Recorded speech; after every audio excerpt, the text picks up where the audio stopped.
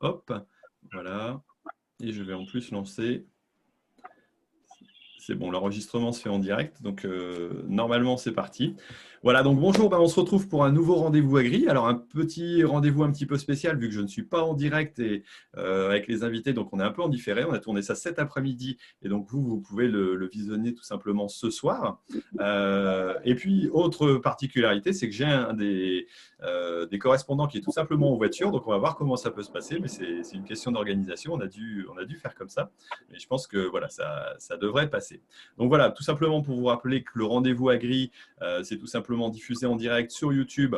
Voilà, le lundi soir, une semaine sur deux, et puis rediffusé en podcast, donc en différé, si vous voulez le réécouter sur iTunes, sur d'autres plateformes. Alors, je remercie aussi, bien entendu, mes partenaires qui sont tout simplement AgriZone pour tout l'aspect logistique, Ternet pour l'aspect journaliste. Donc, on va avoir tout simplement différents sujets qui vont nous être présentés aussi au niveau des articles. Et puis, vous aurez aussi tout simplement la petite page avec le rendez-vous agri, donc avec tout simplement la partie numérique avec… donc, ça y est, je m'y perds. J'ai perdu mon fil de discussion. Donc, avec Isagrid qui va tout simplement nous présenter une application comme on le fait d'habitude. Donc, voilà, on va rentrer tout de suite dans le sujet. Et là, j'avais mis en titre donc, Plaine de Versailles, donc dialoguer avec les citoyens. Mais j'aurais pu mettre aussi un deuxième titre qui s'appelle Ici la Terre. Moi, j'aurais presque eu envie de l'appeler Allô la Terre. Je ne sais pas pourquoi vous l'appelez Ici la Terre, mais Allô la Terre, ça aurait peut-être pu faire aussi. Bon, C'est pas loin. toujours est-il, voilà, je vous présente donc mes deux invités. Alors, on a Jérôme donc, qui est en voiture, voilà, qui est agriculteur Bonjour. voilà, sur la plaine de Versailles. Tout à fait. Voilà, et Bonjour Christopher à tous. donc, qui accompagne le groupe tout simplement parce qu'il est apiculteur et puis il y avait une idée autour de ça, mais on va en discuter un petit peu après. Donc voilà, bonjour Christopher. Bonjour. Donc voilà, Jérôme, est-ce que tu peux nous recadrer un petit peu? Alors, où est-ce que tu te situes, ton exploitation agricole, et puis la problématique que vous avez pu rencontrer justement sur la plaine de Versailles pour voir un petit peu ce que vous avez mis en place par rapport à ça, quoi. Oui, tout à fait. Moi, je suis donc agriculteur en ce qu'on appelle en grande culture ou céréalier de manière plus générale, à plaisir, donc dans les Yvelines, dans la partie naturelle qu'on appelle la plaine de Versailles. Et puis évidemment, un profil assez atypique pour une plaine agricole, puisque on est, on va dire, plus que périurbain, on a même certaines parcelles, on est en agriculture quasi urbaine. Donc le fait qu'on ait depuis de nombreuses années mis la problématique de notre entourage, de la pression urbaine, mais aussi de côté loisirs et paysager des gens qui se promenaient dans nos plaines et qui donc très tôt se sont interrogés et sur nos pratiques et sur nos travaux au quotidien. Donc on a souhaité avec ce qui était à l'origine un GIC, c'est-à-dire un groupement d'intérêt synergétique, chose marrante, mais en fait qui avait été le noyau dur, le catalyseur pour réunir toutes les énergies de ceux qui voulaient s'occuper et aménager cette plaine. Et on a choisi tous ensemble de créer aussi une petite association de défense de l'environnement, Versailles Plaine Responsable, qui, elle, mettait en valeur tous les travaux, toute la technique du terrain du GIC. Ce qui fait qu'en fait, très tôt, on s'est lancé dans la communication grand public, localement, bien sûr, sur notre territoire de la plaine de Versailles, avec tous les riverains. La première opération, on pourra détailler plus tard, la première opération était des panneaux de communication à l'entrée de la plaine classée, des panneaux qu'on change chaque saison sur une tractive simple. On explique le territoire, on explique la nature en fonction de cette saison, et on explique les travaux des agriculteurs sur cette période-là. Et derrière, évidemment aussi beaucoup de participation à des réunions locales pour expliquer notre métier, pour expliquer cette plaine, puisque la partie classée de la plaine de Versailles, c'est des milliers de personnes tous les jours qui s'y promènent et encore plus les week-ends. Et puis derrière, puisqu'on s'intéresse à tout ce qui touche à notre métier et qui touchait au grand public, et là Christopher complétera bien sûr mon propos, quand l'agriculture a été attaquée sur les problématiques abeilles, quand l'agriculture a été attaquée sur les problématiques biodiversité, on a souhaité, nous, aller chercher la vérité. On n'est pas en train de dire qu'on avait notre avis, on n'était pas en train de dire que c'était soit blanc, soit noir. On s'est dit, on a un territoire qui est une vérité, sur à peu près quand même 800 hectares réunis entre plusieurs agriculteurs. On s'est lancé dans l'apiculture pour prouver par le contenu des pots de miel que si on a de bonnes pratiques agricoles, tout peut bien se passer. Et puis on a fait un audit sur la biodiversité qui a donné des contenus vraiment remarquables. L'auditeur lui-même était épaté d'observer certaines espèces en voie de disparition qu'il n'avait jamais vues de ses yeux, alors que Hommes et Territoires, c'est des dizaines et des dizaines d'audits partout en France. Donc voilà, la preuve par le terrain, la preuve par la vérité, et c'est là-dessus, à chaque fois, qu'on souhaite communiquer avec les gens qui participent à cette plaine et qui en profitent, que ce soit en loisir ou en paysage. D'accord, donc la problématique quelque part, enfin, vous avez essayé de retourner un peu la situation en disant, OK, vous avez la contrainte d'être en périurbain, enfin moi je connais ça aussi, on a pas mal de promeneurs, moi je suis plutôt bassin minier, donc c'est pas tout à fait le même secteur, mais on a la même problématique avec beaucoup de population et donc des gens qui se promènent dans les champs, dans les plaines, donc il faut arriver à le partager. Et vous avez dit, ben, si on a cette contrainte-là, il faut arriver à améliorer les choses. Alors, est-ce que maintenant vous vous êtes rendu compte et vous avez vraiment vu que le regard des riverains, enfin des personnes qui se promènent, a réellement changé? Combien de temps ça a mis? Et est-ce que vous pensez, j'allais dire, faire évoluer encore les choses par rapport à votre organisation, quoi? Oui, tout à fait. Alors ça a été assez vite parce qu'en fait, par ce premier contexte qui était celui du GIC, on a mis en place un peu une surveillance de la plaine, un garde qui certes aménageait, mais aussi surveillait les haies qu'on a réimplantées. Donc ça, tout de suite, au grand public, ça parlait. Et surtout, la surveillance quotidienne a fait que tout ce qui était, on l'a dit tout à l'heure, il y a une grosse pression urbaine, tout ce qui était dépôts sauvages, ordures dans les champs, motos qui traversaient les plaines, et pour nos métiers, mais aussi pour les gens qui se promènent à vélo ou avec leurs enfants, tout ça a été vite contrôlé, un petit peu mieux rééquilibré. Et donc, même les gens qui profitent du paysage ont trouvé ça très appréciable et sont vite venus à ces panneaux de communication qui leur amenaient ce confort de vie et qui nous amenaient beaucoup, et en tant qu'agriculteurs, mais en tant que riverains pour parler au grand public. Donc ça a été assez vite d'avoir ce contact positif. Et puis derrière, à mesure qu'on a évolué les choses, par exemple sur le miel, on fait les forums d'association, on fait les journées portes ouvertes. En fait, nous, on s'est lancé dans l'apiculture grâce à Christopher qui nous a amené toute la technique et ses connaissances, mais pas pour faire du commerce, pour faire de la communication. Comme je disais tout à l'heure, la vérité dans un pot de miel, ça ne ment pas. Quand on récolte les abeilles, ça ne triche pas. Donc, quand on récolte notre miel et qu'on l'envoie à des présidents d'associations avec tout un discours, avec une explication, avec une vérité de terrain, qu'on l'envoie à un élu, à un maire, à un président de département ou de région, ça porte, ça touche. Et les gens en parlent. Donc voilà, là c'est vraiment, on a été à chaque fois chercher la vérité de territoire et on l'a partagée avec le plus grand nombre et tout le monde en profite. Ok. Je vais poser un peu une question par rapport à Christopher, donc par rapport à la mise en place de ce système-là. Donc, toi, j'allais dire, tu es l'apporteur technique qui connaît les abeilles. Ça date de très longtemps chez toi ou alors tu l'as découvert il y a peu de temps, tu l'as mis en place? Comment ça s'est géré un petit peu? Alors en fait, bon, moi je suis ingénieur agro à la base, hein, et ce qui est marrant, c'est que finalement c'est le GIC qui m'a mis le doigt dans les abeilles, puisque la première installation de ruche que j'ai réalisée, en fait, c'était sur le territoire du GIC. Et donc c'était en 2016.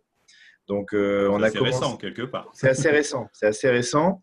Et finalement, ce qui est rigolo, c'est qu'on se rend compte qu'on a beaucoup évolué entre 2016 et aujourd'hui, à la fois moi d'un point de vue technique, mais aussi les agriculteurs. Parce que ce qu'il faut noter, c'est que quand on a commencé à discuter avec les agriculteurs en 2016 pour amener des ruches, tous n'étaient pas forcément partants. C'est-à-dire qu'il y a un membre de l'équipe qui avait lancé cette idée.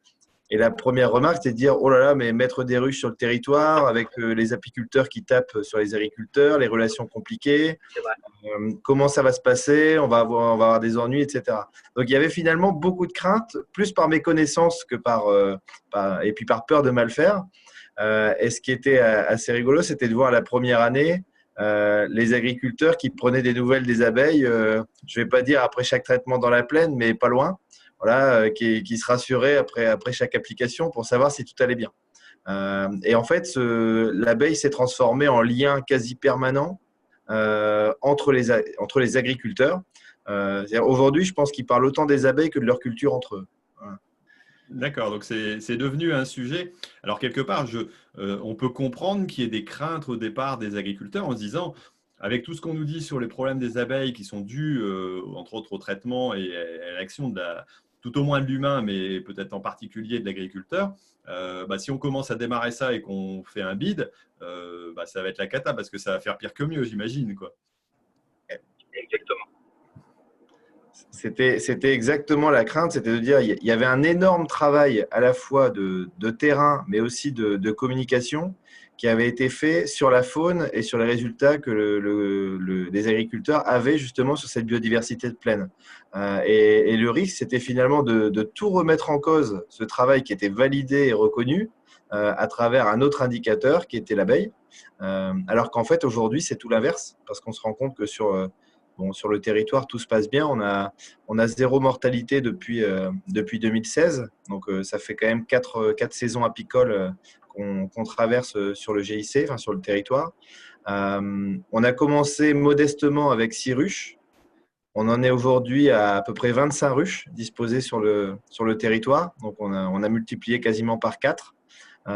Et on a commencé je vais dire de manière amateur, puisque moi qui gérais les ruches la première année, découvrais aussi l'apiculture. On a commencé par une année 2016 en plus que personne n'a oublié par le mois de mai-juin qu'on a eu très pluvieux, les céréales inondées. Mais pendant qu'il pleuvait, les abeilles ne sortaient pas non plus. Donc on a eu une première année qui était en plus très délicate d'un point de vue climatologique. Et malgré ça, on a fait 20 kilos de miel par ruche avec des nouveaux essaims apportés sur le territoire, ce qui était plus que la moyenne nationale. Déjà pour une première année, un galop d'essai. Et on a fait notre record l'an dernier, avec une année apicole qui était magnifique, avec 65 kilos de miel produit par ruche. Voilà. Donc c'était l'année de tous les records, toujours avec zéro mortalité. Et encore cette année, avec une année compliquée, un printemps, des surfaces de colza à la baisse et puis une météo compliquée au printemps, on a encore fait 45 kilos de moyenne par ruche sur le territoire. Voilà. Donc, l'abeille est devenue un indicateur de bonne pratique des agriculteurs sur le territoire. D'accord, donc vous avez cet indicateur-là, vous avez aussi l'aspect de l'analyse holistique qui a été faite. Alors, toi, tu as la particularité d'avoir découvert ce métier-là, mais à l'origine, ton travail n'est pas de t'occuper d'abeilles, c'est bien ça? Tout à fait. Alors, c'est tout le paradoxe de mon profil, puisque donc, moi, je travaille pour Syngenta, donc, qui est une firme phytosanitaire. Je suis responsable biodiversité dans cette entreprise. Et avant d'arriver dans cette entreprise, je n'avais jamais vu une abeille. Donc, finalement, le comble, c'est d'arriver dans le monde du phyto avec une formation d'ingénieur agro spécialisé sur l'environnement. C'est le fait d'avoir mis les pieds dans cette firme qui m'a amené aux abeilles, et ce qui est devenu aujourd'hui une passion dévorante. Voilà, avec aujourd'hui, je m'occupe de plus de 60 ruches, alors qu'il y a 4 ans, j'en avais jamais vu une. Voilà. D'accord, donc quand le monde de la phyto t'amène à la gestion des abeilles, c'est quand même assez particulier, c'est C'est vrai. assez Alors, particulier. je tenais simplement à le signaler parce que c'est vrai que peut-être que d'autres personnes te connaissent et je voulais pas qu'on dise ah bah ouais, mais c'est un montage, voilà, c'est fait avec une maison. Alors, il n'y a pas de, il y a pas de sponsor Non, par non, mais rapport je à ça. suis très à l'aise avec ma double casquette. Non, mais c'est vrai on avait discuté un peu du sujet et c'est vrai que c'était intéressant de voir le travail avec les agriculteurs en parallèle. Alors Jérôme, je vais reprendre avec toi un petit peu. Donc, qu'est-ce qui a été, j'allais dire, ça a pris du temps. Alors les agriculteurs se sont tous dit, allez, on y va, ça va être facile, on va y arriver tout de suite, on va pas passer de temps et puis on va avoir du résultat, ou ça a été quand même quelque chose d'assez long et Non, fastidieux? alors, pas exactement. Alors, pour la partie abeille, Christopher l'a bien dit, c'est vrai que, on va pas dire une frilosité, mais la conscience qu'il fallait absolument pas se louper sur ce sujet, puisque comme je te disais, on ne souhaitait pas en faire un atout commercial, mais on voulait en faire un outil de communication. Donc, on ne partait pas non plus de rien, Christopher l'a bien dit. On avait des résultats et une communication positive sur cette plaine. Donc, c'était vraiment le focus médiatique au niveau agricole agricole à cette époque-là, le monde API. Donc, il ne fallait vraiment pas qu'on se loupe, et d'où le choix qu'on a eu de s'entourer d'un professionnel du sujet pour se lancer. Donc, à partir de là, on a fait toute confiance à Christopher, et comme il dit, c'est devenu un véritable indice des bonnes pratiques agricoles, sur le fait même, pour prendre un exemple que moi j'aime utiliser en faisant très vite, Christopher a souhaité, pour un meilleur suivi de ses abeilles, avoir 2 ruches sur balance connectée. Ouais. Il nous donnait comme ça régulièrement l'activité, on voyait l'évolution, etc., etc. Et très vite, on s'est approprié ce moyen technique pour nous en faire un outil de décision agricole. Pour t'expliquer, c'est-à-dire que si entre un champ de colza et notre rucher, tu as un champ de blé dans lequel il y a nécessité de faire une application type insecticide, évidemment, on a des produits homologués, évidemment, on a des professionnels sur des outils de précision, mais pour autant, on sait qu'il va y avoir un impact parce que ces abeilles traversent ce champ pour aller travailler dans le champ de colza, pour accéder au pollen. Donc nous, on en a fait un outil de décision, c'est on regarde en instantané nos balances connectées pour voir quelle en est l'activité, et ça, c'est aussi valable, moi qui suis à plaisir à 5 km du rucher, que celui qui est OK. L'activité abeille est générale en fonction de la météo du jour. Et donc, en fait, tu recules, tu avances ton intervention, tu t'adaptes à la réalité de la ruche grâce au poids, grâce à la balance connectée. Et donc ça même, on en parle souvent ensemble dans les futurs débats de la PAC qui vont arriver, c'est-à-dire prouver que vous faites bien ou on vous donnera des mesures agro-environnementales, faire valider cette pratique de dire par canton agricole, si on pouvait avoir quelques ruches sur balance connectée et avoir cet outil en aide pour nos décisions de pratique, ce serait formidable à faire reconnaître et faire voir que chaque fois qu'on peut minimiser notre impact sur l'environnement et sur la faune et la flore, on le fait avec toute la technicité qui s'offre à nous, et les balances connectées et la bonne santé de nos ruches est un indicateur très précieux aujourd'hui. Ok. Et est-ce que, alors, mis à part le fait d'aller regarder un petit peu ce qui se passe au niveau des ruches, est-ce que ça a changé fondamentalement vos pratiques, ou est-ce que ça a simplement mis quelque chose au point, comme là par rapport à un traitement insecticide? Non, voilà, on était déjà, je vais le dire comme ça, dans une région agricole assez pointue, où on se souciait de nos riverains, etc. Donc on adaptait déjà à notre entourage nos pratiques. Il n'y a jamais eu de problématique de voisinage ou quoi que ce soit. Avec tout, on pourrait revenir à toute l'actualité du débat des ZNT, on va dire urbaines. Voilà, il n'y a aucun antécédent problématique sur la fête de Versailles, alors qu'on pourrait être une zone focus à regarder sur ce sujet-là. Et en fait, non, là où ça s'est bien passé, là où avec le voisinage, comme je disais, c'est que très tôt, en dehors, même avant les ruches, Christopher parlait de tous les aménagements pour la petite faune, on a aménagé cette plaine, on a communiqué avec. Donc les gens se sont appropriés nos sujets. On voit des promeneurs eux-mêmes demander à quelqu'un qui a un chien qui n'est pas en laisse le week-end de faire attention. On voit les gens nous alerter ou appeler notre garde qui surveille le territoire dès qu'il y a la moindre problématique, quelqu'un qui essaierait de faire un dépôt sauvage de quoi que ce soit. Donc les gens se sont appropriés leurs agriculteurs, c'est ça qui est important. Tu me faisais un clin d'œil tout à l'heure pour ici la terre, mais le sujet, c'est ça qui m'a donné envie de moi de me lancer là-dedans, c'est-à-dire qu'il y a une problématique médiatique sur l'agriculture, mais à chaque fois qu'il y a une vérité de terrain et que les gens s'approprient et identifient leurs agriculteurs, ça se passe beaucoup mieux, voire très bien. Dans notre cas, c'est très bien. Et c'est ça qu'on souhaitait cultiver avec cette association de défense de l'environnement, et c'est ça que moi je souhaite multiplier avec une opération comme le collectif Ici la Terre. Ok. J'ai entendu parler aussi d'un retournement de situation où un maire d'une localité voisine, si je ne me trompe pas, alors tu me reprendras peut-être, hein, mais avait signalé qu'il voulait soit avait, entre guillemets, dénigré un petit peu l'agriculture ou des pratiques agricoles. Et vous, avec l'analyse faunistique que vous avez pu faire, vous avez retourné la situation en disant, bon, monsieur le maire, a priori, vous êtes trompé, entre guillemets, dans vos propos. Il faudrait peut-être les corriger. Et vous l'avez poussé à modifier son discours vis-à-vis de l'agriculture. C'est bien ça? Vous pouvez m'expliquer un peu le sujet?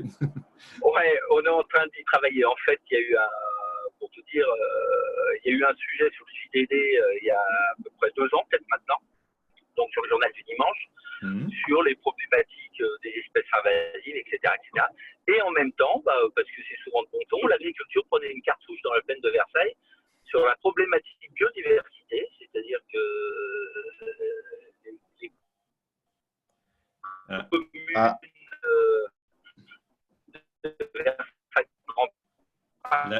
La connexion, Jérôme, est mauvaise. Alors, je ne sais pas si on va arriver à t'avoir mieux. Des efforts n'étant passés au zéro. Bon, ça coupe un petit peu, Jérôme. On va devoir. Je sais pas si c'est revenu? Ouais, ça, c'est revenu. On va essayer. Alors, voilà, simplement, donc je te disais, dans cet article du journal du dimanche, la partie urbaine de Versailles-Grand Parc, qui est notre intercommunalité, se vantait d'avoir fait tous les efforts nécessaires en étant passé en zéro phyto, mais que malheureusement la biodiversité versaillaise au grand large était à mal.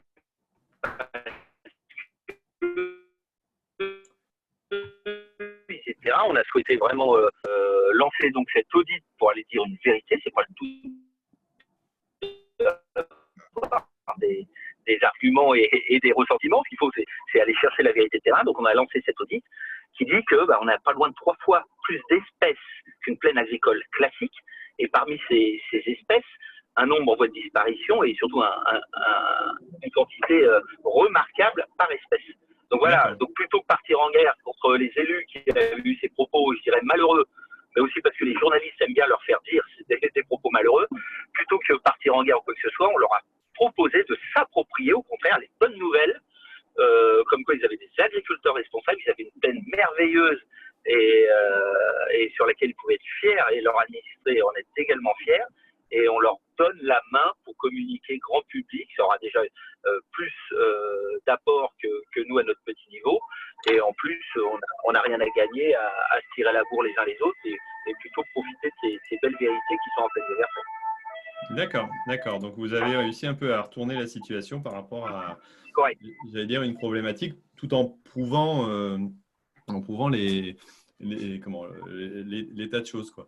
Et Christopher, je voulais revenir un petit peu avec toi par rapport à l'installation des ruches vis-à-vis des agriculteurs. Alors voilà, ça a été un petit peu, au début questionnant. Et est-ce que maintenant vous avez réussi à prouver donc a priori l'impact agricole n'est pas aussi néfaste quand il est tout au moins réfléchi, mais il n'y a pas eu pour autant de bouleversement des pratiques agricoles par rapport à ce qui était fait auparavant, quoi. Tout à fait. C'est ça qui était à la fois rassurant et puis positif pour les agriculteurs. Après, tout à l'heure, on parlait des balances connectées et Jérôme parlait des traitements agricoles. Mais il y a un point très important que ça a permis aussi de travailler sur la plaine, c'est que comme on suit en temps réel la prise de poids des ruches, on sait par exemple que sur la plaine, entre le 15 et le 20 juillet, la ressource florale devient très limitée. Et qu'est-ce que ça a permis de faire derrière? Ça a permis de travailler en lien avec les agriculteurs pour dire, bon, nous, on a besoin pour les abeilles de fleurs qui vont fleurir à partir du 15 juillet, on va dire, jusqu'aux premières fleurs de cypan et de lierre en septembre, pour justement éviter toute carence et toute perte d'alimentation pour les abeilles. C'est-à-dire que ce n'est pas forcément des ressources qui vont aider à faire du miel, mais c'est permettre à la ruche de garder son développement, on va dire, continuel pour ne pas souffrir de carence. Et donc, on a travaillé avec les agriculteurs. Donc, on sait que sur la plaine, nos jachères, on essaye de les semer plutôt deuxième quinzaine de mai pour avoir les phacélies, les sarrasins, les trèfles et autres fleurs mellifères qui vont fleurir au mois de juillet et jusqu'à l'automne. Donc, ça a quand même été un changement de pratique pour les agriculteurs parce que les jachères, jusque-là, étaient plutôt semées dans un point de vue, dans un objectif faunistique. On a maintenant des jachères qui sont… je dirais, aux multiples bénéfices, Mais de manière générale, ce qui est favorable à l'abeille est favorable aussi à la perdrix et à la biodiversité. Donc finalement, ce n'est pas des très gros changements, mais on travaille les espèces, on travaille les dates de semis, et ça a été une pratique qui a changé. Après, je citais tout à l'heure les intercultures, c'est aussi une thématique qu'on travaille avec les agriculteurs. Parce que je disais tout à l'heure qu'on attendait avec impatience les fleurs de septembre semées par les agriculteurs pour les abeilles. Ce qu'il faut savoir, c'est qu'une abeille d'été, donc au mois de juillet, va vivre un mois et demi. Par contre, les abeilles qui vont naître en octobre et en novembre, voire fin septembre, vont, elles, vivre 4 à 5 mois pour permettre justement de passer l'hiver et d'attendre les premières fleurs de février. Et donc, quand on sème des espèces dans les couverts d'interculture comme la facélie, c'est des espèces qui ont la facélie en tant que telle a un pollen et un nectar d'une très très grande qualité pour l'abeille. Donc, quand on demande aux agriculteurs de semer une facélie qui va fleurir tôt à l'automne, ben, en fait, on est en train de préparer les réserves de gras de nos abeilles d'hiver. Et c'est ce qui permet d'avoir des abeilles qui vont être fortes, parce qu'une abeille bien nourrie, c'est une abeille qui vit plus longtemps, du moins l'hiver. Et c'est ce qui permet justement, en cas de printemps qui va traîner, mais d'avoir des abeilles en bonne santé qui vont pouvoir attendre les premières fleurs printanières. Donc ça a été quand même un changement de pratique avec les agriculteurs par rapport aux dates de semis, par rapport parfois aux techniques d'implantation. Et puis après, bon, les agriculteurs souffrent toujours des météos sèches malgré tout quand on a des automnes secs, on l'a vécu. Mais le travail fait sur les jachères permet quand même de compenser un peu ces échecs-là. Donc ça a été des nouvelles discussions avec les agriculteurs et on continue toujours d'essayer de valoriser les pointes, les courtours, les petites bandes le long des bois qui sont peu productives. Voilà, maintenant, il y a vraiment une sensibilisation à la valorisation de l'espace. Et dès qu'on arrive à valoriser de l'espace avec de la fleur, on ne se prive pas.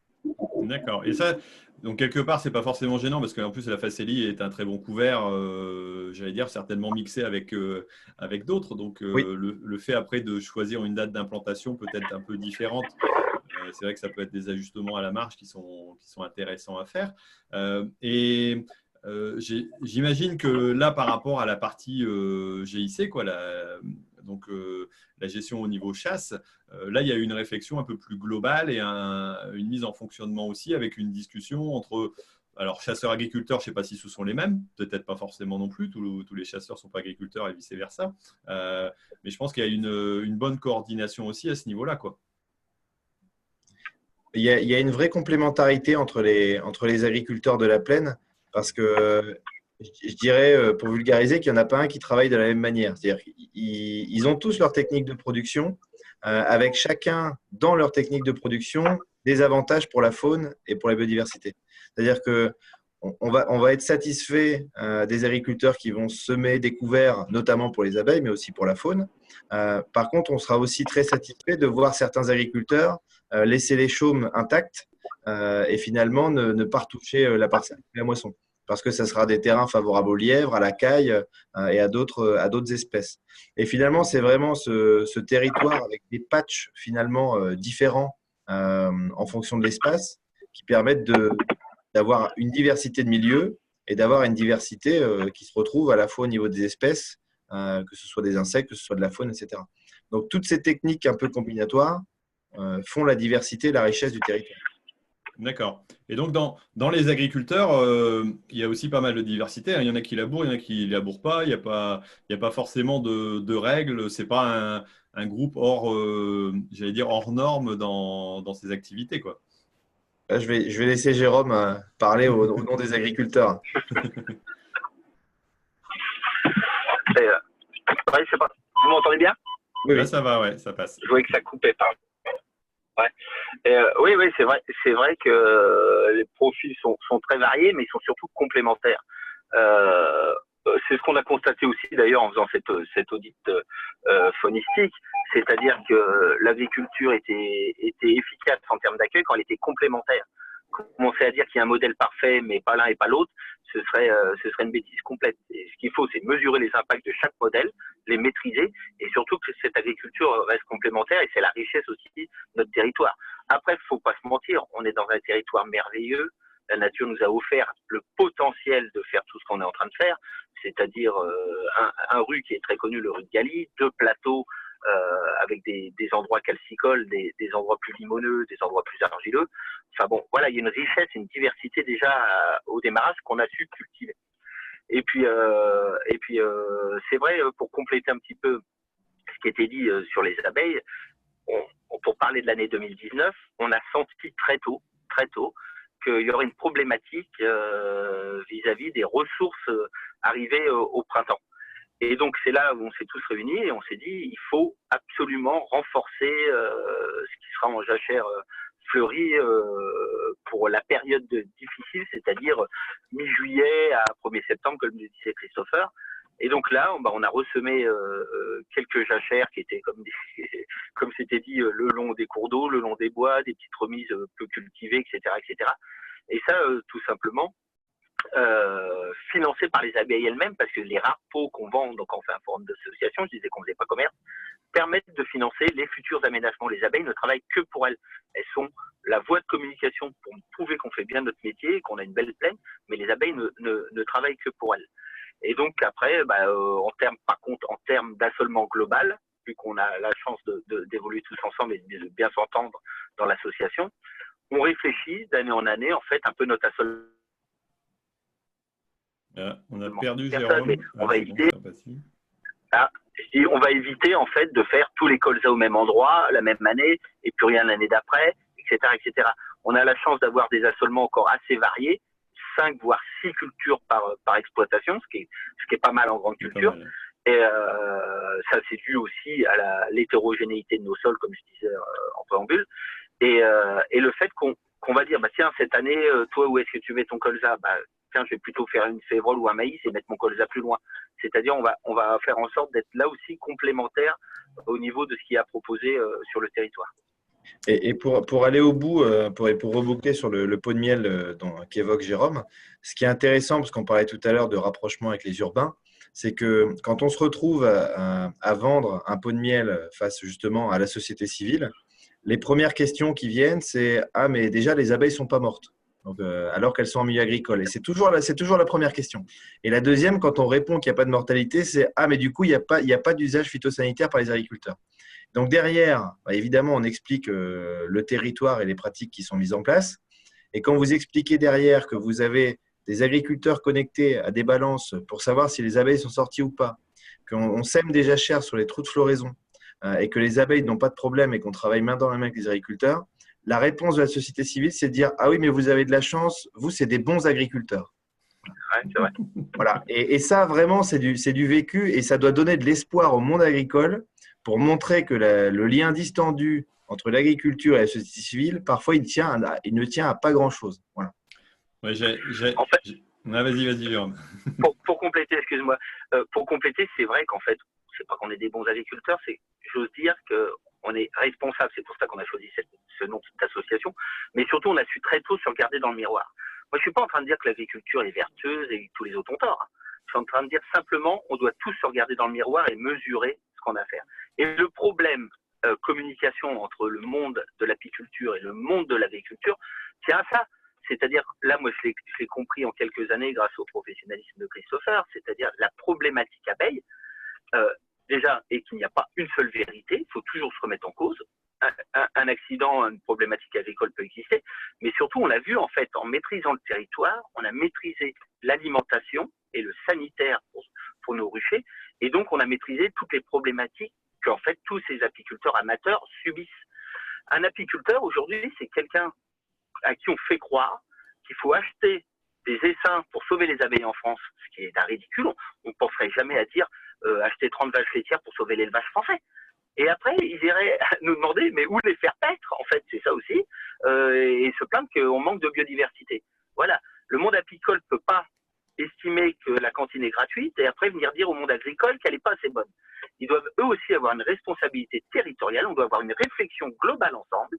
Ce que l'on fait, nous, certes, dans un but de communication sur la plaine de Versailles, en nous souciant des zones de creux d'alimentation pour nos abeilles, chaque apiculteur peut le faire. En venant voir, certes, il n'a pas la maîtrise de territoire, mais il a la politesse de venir voir son agriculteur, plutôt avec un œil accusateur, plutôt un œil sympathique en lui disant, est-ce que sur ta jachère, ta bande enherbée, est-ce que tu pourrais me mettre un presse, une facélie, est-ce que je peux participer à ce surcoût s'il y en a un, etc., etc.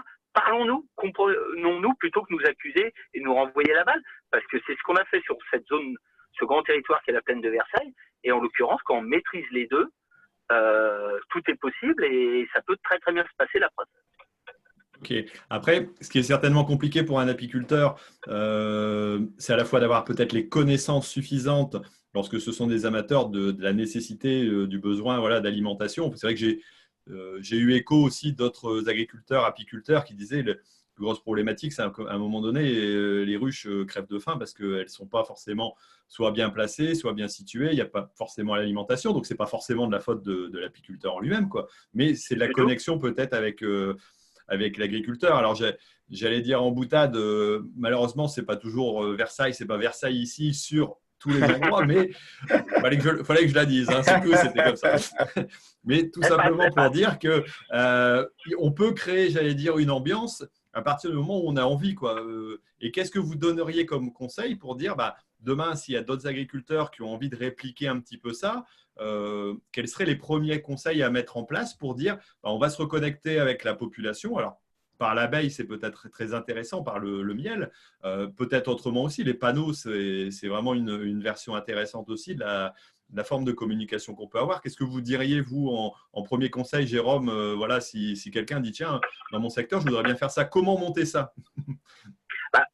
Pour rebondir sur ta blague, c'est vrai que c'est pas partout Versailles ici, mais ça peut entre guillemets le devenir. C'est-à-dire qu'on ne jalouse pas ce qu'on a fait.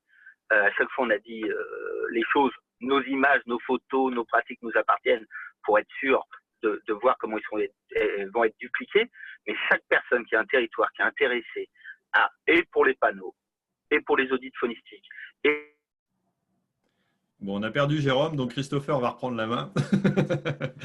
Ce qu'allait dire Jérôme, parce que on en a déjà discuté ensemble, c'est que l'idée du territoire de Versailles et du GIC, c'était pas de garder tout pour soi et finalement de faire une vitrine un peu hors sol qui permettrait simplement de servir de communication locale qu'on n'arriverait pas à dupliquer.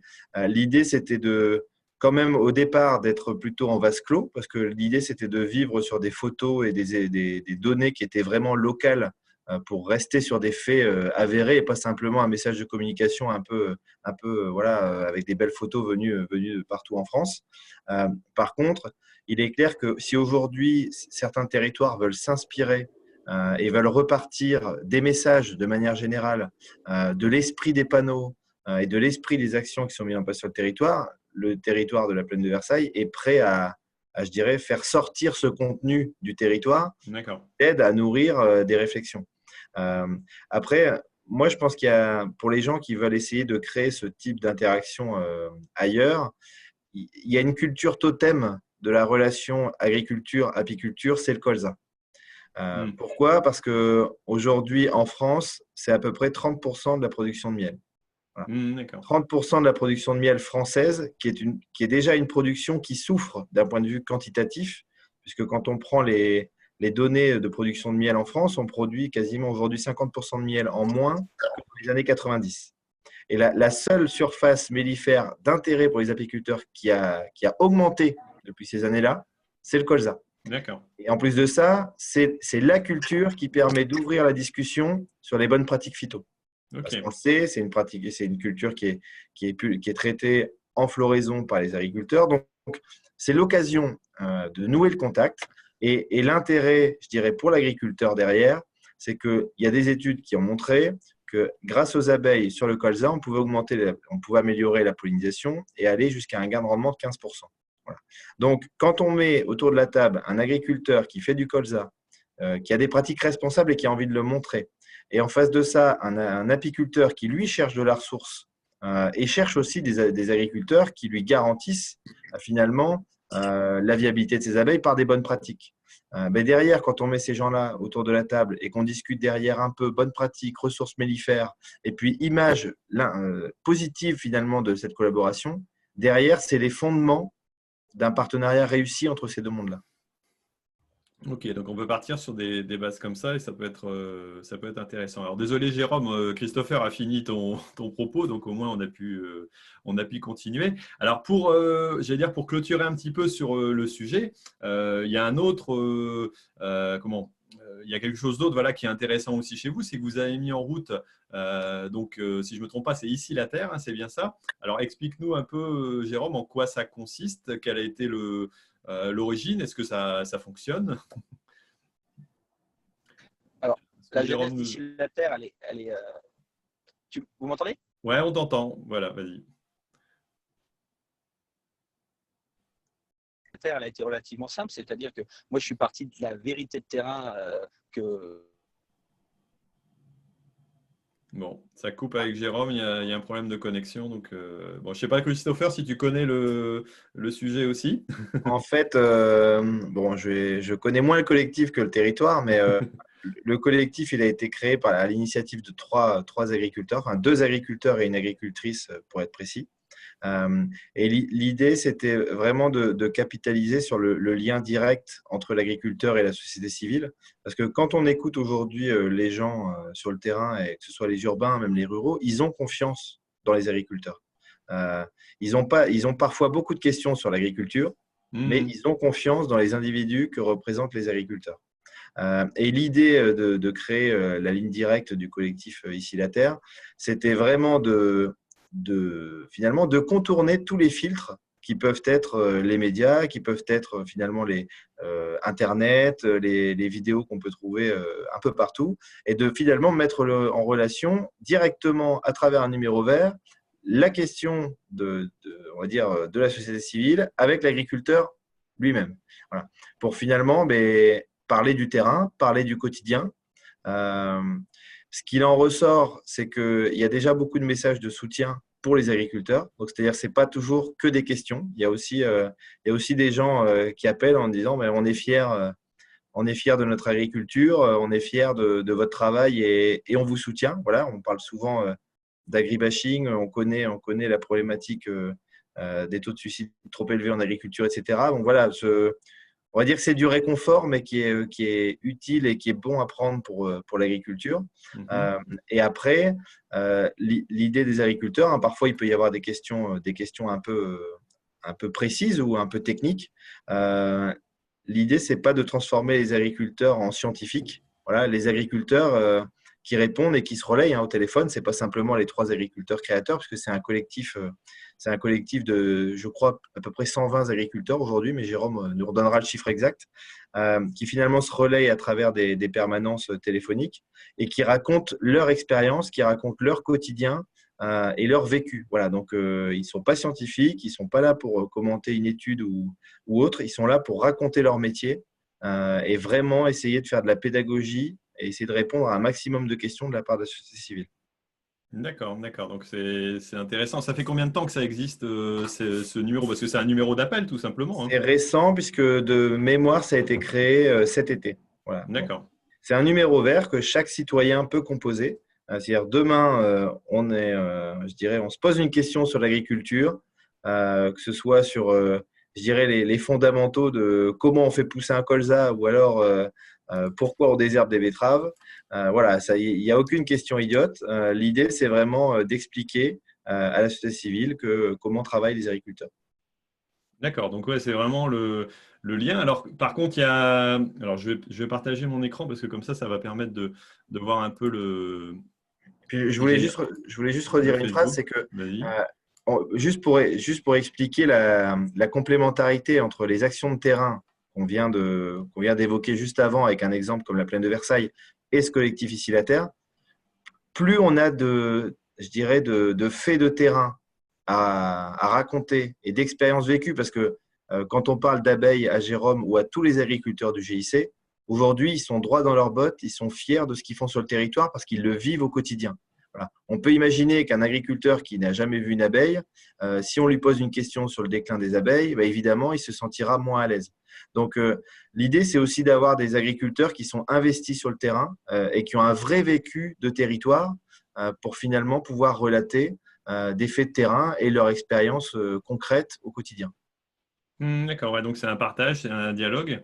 C'est ça. Euh, Et c'est comment j'allais dire au niveau organisation, donc chacun prend un moment de… Chaque agriculteur prend un créneau de 2 heures, en fait. D'accord, Donc avec un renvoi d'appel, c'est-à-dire que si un agriculteur ne peut pas répondre, derrière, il y a un système qui bascule et qui permet justement de mettre en relation au bout du fil un agriculteur. d'accord, d'accord. Donc c'est vraiment un bon moyen d'arriver à dialoguer. C'est ça. C'est quelque chose d'assez original. Après, il faut arriver à le tenir dans le temps. C'est pas forcément évident, C'est j'imagine. ça.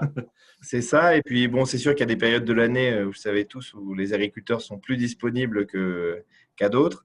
Mais en fait, le fait de capitaliser sur un gros noyau d'agriculteurs, ça permet finalement, avec le système de bascule, de toujours trouver quelqu'un de disponible pour répondre aux questions.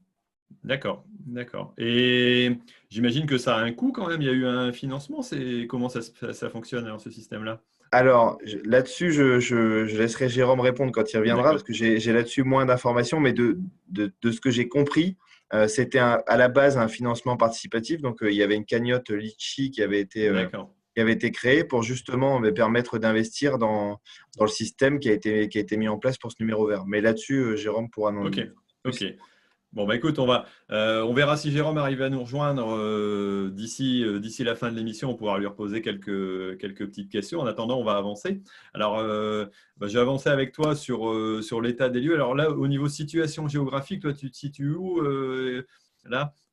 Alors, moi, aujourd'hui, là, je suis à Guyancourt, hein, donc dans les Yvelines, à quelques kilomètres finalement de la plaine de Versailles. D'accord, ok. Donc j'imagine qu'au niveau climat, c'est un peu comme nous. C'était la journée tempête et un peu cata avec pas mal de vent et puis pas mal d'eau. Mais grosso modo, à quoi en est la plaine? Parce que souvent, je fais un petit peu le tour de France. À quoi en est la plaine actuellement? Est-ce que tout le monde a fini ses travaux dans votre secteur ou alors c'est encore un peu en galère? Alors, sur le secteur, il y a un peu de tout, parce que comme l'a dit Jérôme, notamment sur la plaine, il y a des sols très différents. On a des argilo-calcaires, on a des sols très argileux, on a même des fonds qui sont très, très humides. Donc, il y a eu un peu de travail quand même de réaliser sur le gel. Donc, il y a quand même quelques agriculteurs qui sont allés au bout des semis qu'ils avaient envie de réaliser grâce au gel qu'on a eu la semaine dernière.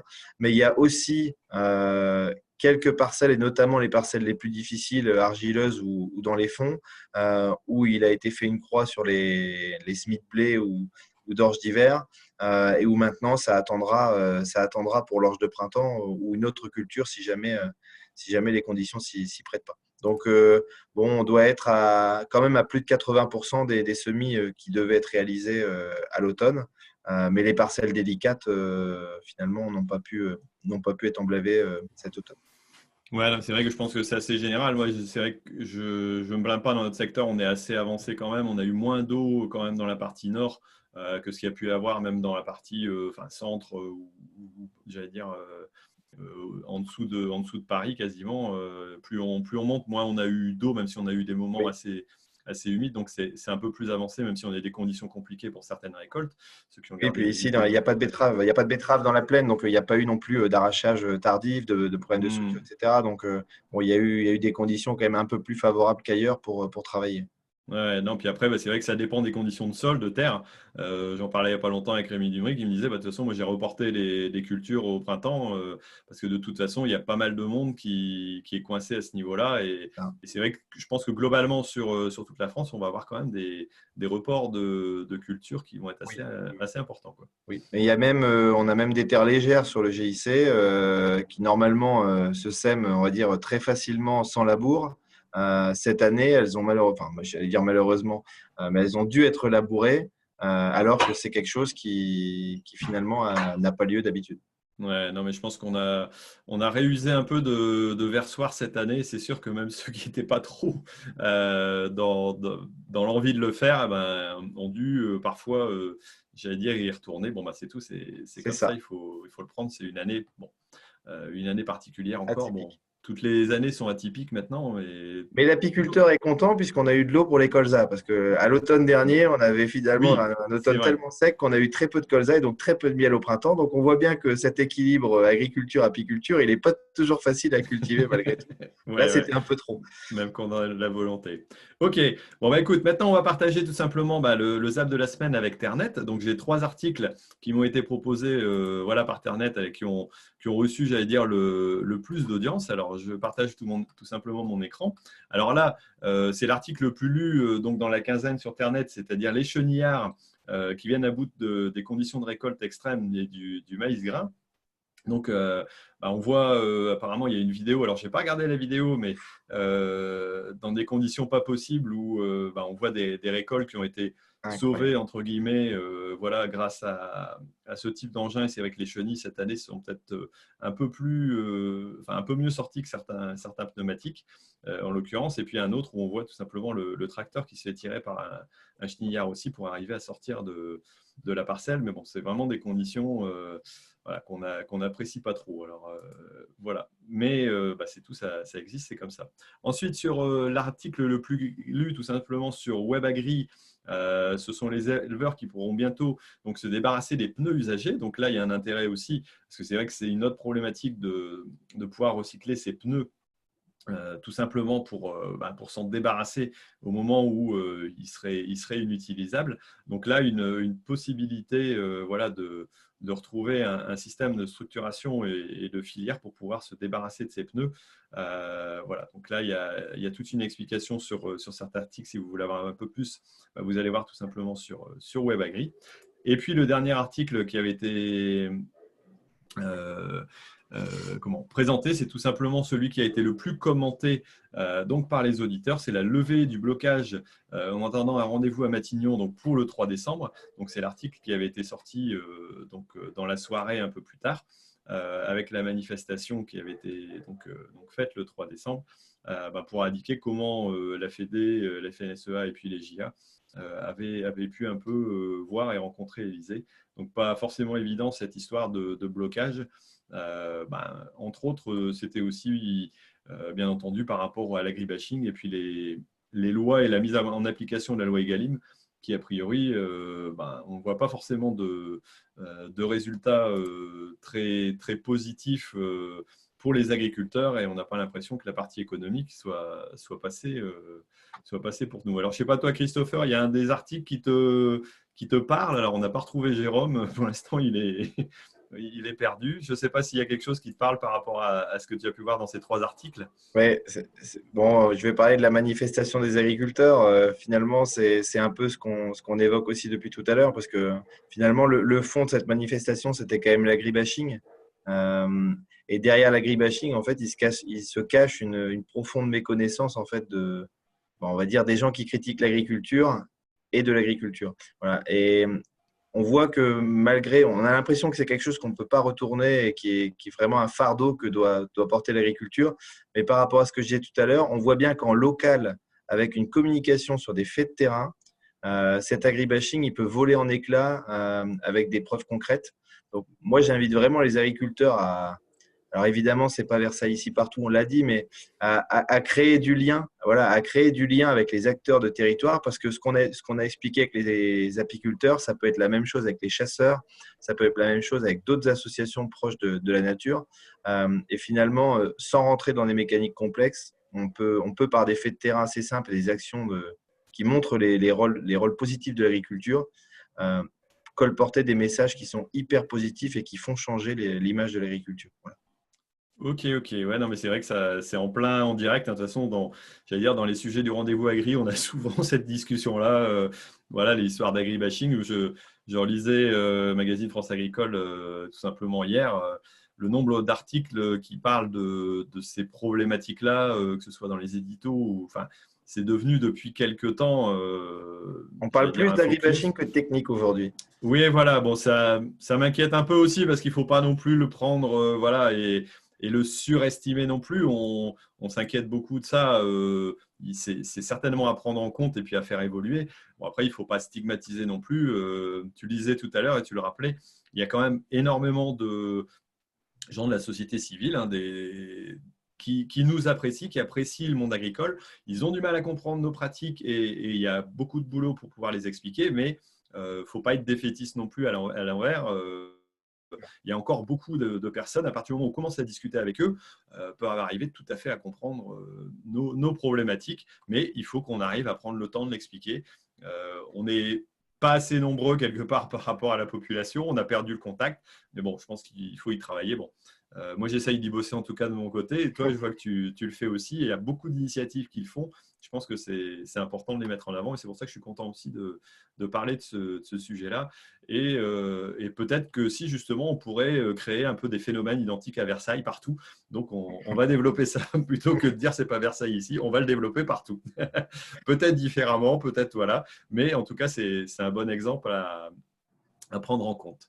Bon, application de la semaine, voilà, donc tout simplement avec mon partenaire qui est Isagri aussi, où là, on va parler d'une application tout simplement d'une société d'assurance, donc qui est Groupama. Alors, je vais partager mon écran aussi pour montrer un peu en quoi ça consiste. Et j'ai déjà, j'allais dire, installé cette application aussi, moi, pour y jeter un petit œil. Alors, hop, je fais le partage d'écran, voilà, ça va arriver. Il s'agit tout simplement de l'application Gary, alors qui est mise en place par Groupama. Alors, c'est assez original, je trouve, comme mise en place. Groupama est plutôt une société d'assurance, comme on la connaît en agriculture, assez réputée, mais qui a voulu aussi diversifier un petit peu son activité en proposant une application qui voulait regrouper en un point différents modules. Et donc, on peut y adjoindre. Alors, il y a une base qui est entièrement gratuite. Hein, si je ne me trompe pas, je n'ai pas regardé depuis quelques temps, mais je l'avais revu un petit peu avec une base gratuite, mais aussi des possibilités. Donc, vous avez la météo, vous avez les cours des marchés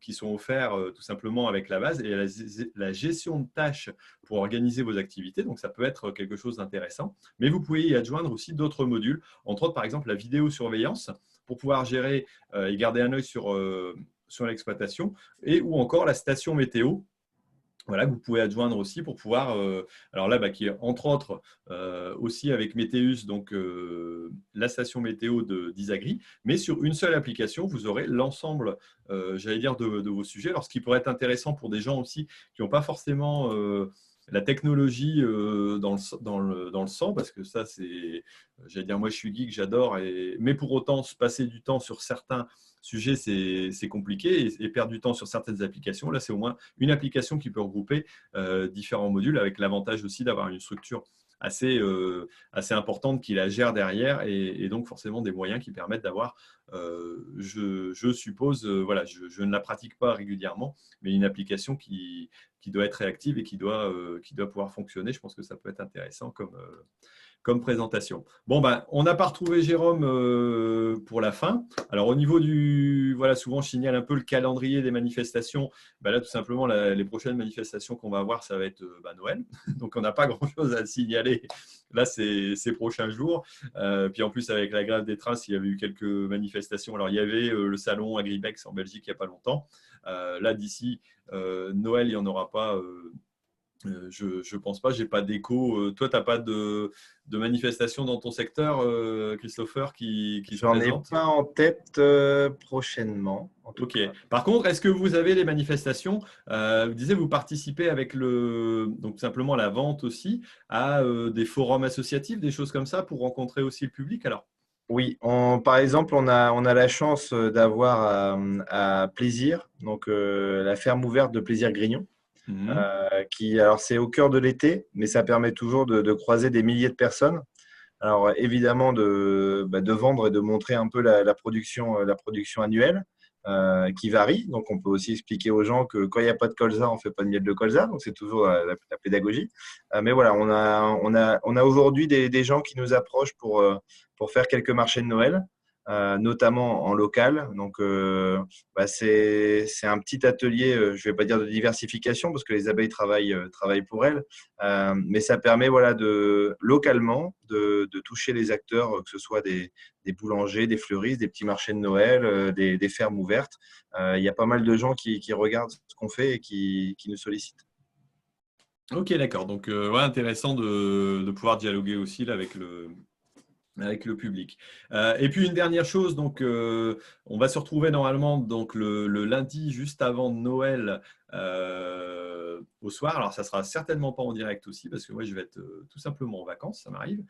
Mais ce que j'ai envie, c'est d'enregistrer un petit épisode avec tout simplement les autres collègues youtubeurs pour parler un peu de l'année voilà, sur YouTube avec leurs petits événements. Alors j'espère qu'il y en aura quelques-uns qui pourront se greffer à ce petit épisode, mais ce sera un peu plus ludique que ce qu'on fait là, tout simplement pour expliquer un peu l'année, parler des vidéos qui ont bien marché, qui ont peut-être moins bien marché, ou alors des coups de cœur ou des coups de gueule que les collègues youtubeurs. Alors voilà, j'ai pas encore la liste de ceux qui seront présents, mais ça sera juste pour les fêtes de Noël quelque chose d'un peu plus léger. Et avant de te quitter, donc je voudrais, Christopher, que tu me dises un peu où est-ce qu'on peut éventuellement vous retrouver. Alors je mettrai les liens en dessous tout simplement du podcast ou de la chaîne YouTube. Voilà, il y a un site internet, il y a une page Facebook. Alors voilà, sur les différents sujets qu'on a pu traiter tout à l'heure. Alors, on a encore beaucoup à faire et on est beaucoup moins avancé que toi, Thierry, sur les réseaux sociaux. Mais vous pouvez retrouver les activités du groupe sur la page Facebook du GIC de Loisemont. Donc, GIC, plus loin, de Loisemont. D'accord. Loisemont qui est en fait un cours d'eau qui passe, un rue qui passe sur le territoire. D'accord, ok. Donc, page Facebook du GIC de Loisemont. Ok, et il y a aussi une page Facebook, j'ai vu tout à l'heure, pour Ici la Terre. Oui, alors celle-là est plus aboutie parce que déjà, il y a 3 personnes pour s'en occuper. Donc voilà, la page Facebook du collectif Ici la Terre qui est plus dynamique. Il nous reste encore du travail de notre côté sur Versailles Play Responsable, notamment pour créer la page et l'animer. Voilà, donc on a fait beaucoup sur le terrain, il nous reste encore beaucoup à faire sur la communication. Ok, bon bah la communication, moi je m'en occupe un petit peu, donc on a parlé un peu de vous et puis je pense que j'aurai l'occasion de passer certainement faire un petit tour pour faire un petit reportage vidéo dans votre secteur, ça m'intéresse bien en tout cas. Avec grand plaisir, on va attendre que les abeilles se réveillent pour t'en montrer quelques-unes en activité. Ok, ça marche. Bon, bah voilà, bah écoute, on va tout simplement quitter les auditeurs. Nous, on va rester un tout petit peu en ligne pour discuter 2 minutes. Mais voilà, en tout cas, merci d'avoir suivi cette émission. Alors, j'espère qu'elle a pu passer tout simplement en temps et en heure parce que au niveau technique, voilà, c'était un peu différent de ce qu'on a fait d'habitude. J'espère que l'enregistrement voilà, sera disponible assez vite pour que je vous le mette ce soir. En tout cas, sinon, vous l'aurez un petit peu plus tard et ce n'est pas forcément gênant. C'est pour une rediffusion aussi en podcast. Donc, voilà, en tout cas, merci à Christopher et puis à Jérôme de nous avoir répondu. Et puis, merci à vous tous, tout simplement d'avoir suivi. Alors, vous pouvez tout simplement voilà, regarder un petit peu les liens en dessous pour pouvoir regarder. Et puis, on se retrouve donc d'ici peu. Et puis, surtout, n'oubliez pas, l'agriculture mérite d'être expliquée. Allez, moi, je vous laisse. Allez, salut Christopher. Bonne soirée à tous. Au revoir. Allez, je coupe l'enregistrement. Hop, voilà.